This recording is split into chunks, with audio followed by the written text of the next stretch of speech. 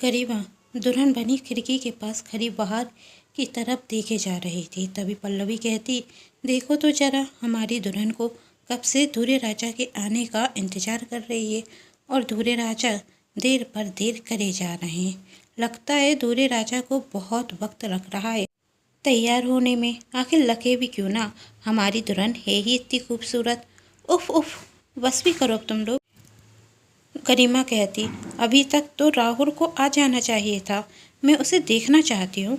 जब वही घोड़े पर सवार होकर मुझे लेने आएगा तो कैसा लगेगा। पर ये राहुल ना बहुत देर कर रहा है। मैं अभी उसे फ़ोन लगाती हूँ। और जैसे ही गरिमा अपने हाथ में फ़ोन लेती कि बाहर से कुछ आवाज़ आना शुरू होती। हाय, ये लड़की मनु से मनुष्य पैदा होते साथ अपनी माँ को खा गई थी और फिर कुछ सालों बाद बाप को निकल गई थी और अब अपने होने वाले पति को भी नहीं छोड़ा। बाहर क्या हो रहा है? कैसी आवाज़ें आ रही हैं? आज मेरी शादी है, सबको गाना चाहिए, नाचना चाहिए, धूम मचाना चाहिए, पर ये रोने की आवाज़ें। पल्लवी, जाकर देखना क्या हुआ। चल छोड़, मैं ही देखती हूँ, कहते हुए गरिमा अपना कदम आगे बढ़ाती कि तभी गरिमा की सौतेली माँ आकर गरिमा में 3-4 थप्पड़ लगाते हुए कहती, ए मनुष्य पैदा होते साथ मर क्यों नहीं गई? ए मनुष्य लड़की, कितनों को खाएगी तू? जो भी तेरे पास आता है उसे खा जाती है तू। ये कैसी बातें कर रही हैं आंटी आप? कुछ ही देर में गरिमा की शादी है, बारात आती होगी। पल्लवी कहती, कोई बारात नहीं आएगी।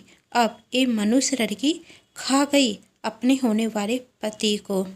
जिस बस से राहुल आ रहा था उस बस का एक्सीडेंट हो गया और राहुल की मौत हो गई। नहीं, ऐसा कुछ नहीं हो सकता। मेरे राहुल को कुछ नहीं हो सकता। वो अभी बारात लेकर आता ही होगा। देखना छोटी माँ, मत कहे अपने मुंह से मुझे छोटी माँ। तू हथियारा ने, जो भी तेरे पास आता है, तुझे पसंद करता है, उसे खा जाती है तू। राहुल राहुल कहते हुए गरिमा बेहोश हो जाती।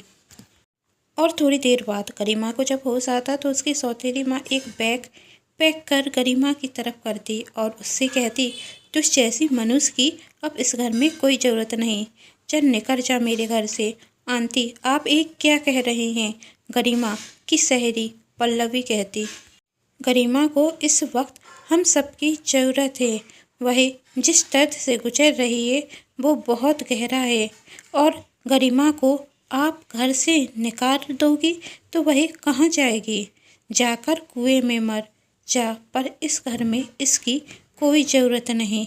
कुछ दिनों बाद मेरी बेटी की शादी है और मैं नहीं चाहती कि मेरी बेटी की शादी में ये नज़र भी आए, इसकी परछाई भी पड़े, कहीं इसके कारण कोई अपशगुन ना हो जाए। दादी माँ, आप तो गरिमा से बहुत प्यार करती हैं, तो कुछ कहिए ना आंटी जी से।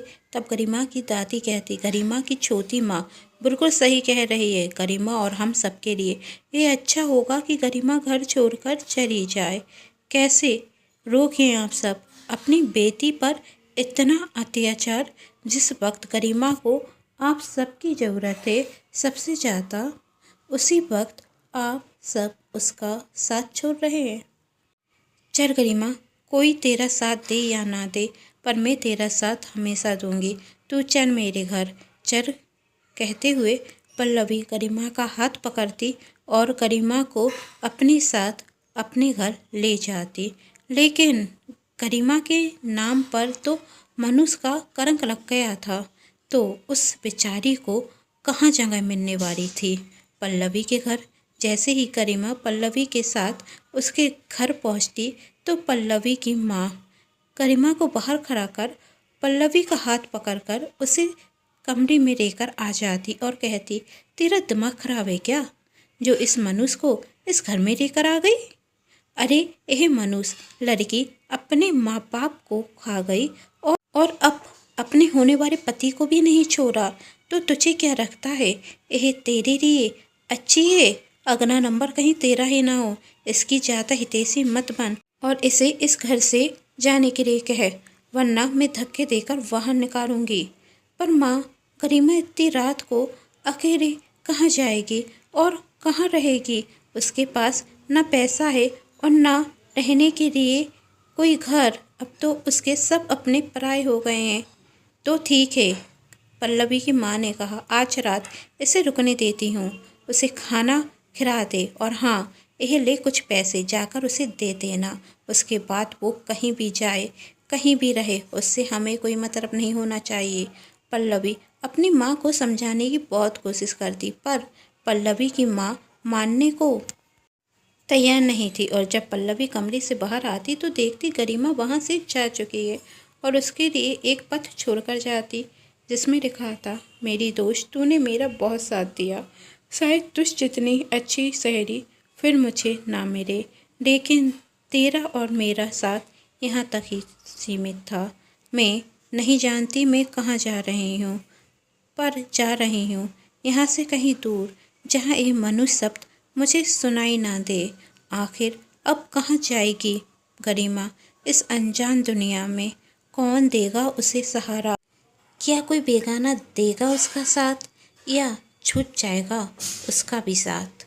क्या होगा गरिमा के साथ आगे? जानना चाहते हैं तो जानने के लिए कहानी का अगला भाग जरूर देखें, जिसके लिए कर लीजिए चैनल को सब्सक्राइब, क्योंकि जब भी मैं लेकर आऊँ कहानी का नया भाग तो आप सभी को पता चल सके। उम्मीद करती हूँ कहानी आप सभी को पसंद आई है। कहानी पसंद आने पर वीडियो को लाइक कर दीजिएगा, जिससे मुझे नई कहानियाँ लिखने के लिए मोटिवेशन मिलते रहे। और चैनल को सब्सक्राइब, वीडियो को शेयर अपनों के साथ करना बिल्कुल ना भूलें। Thanks for watching.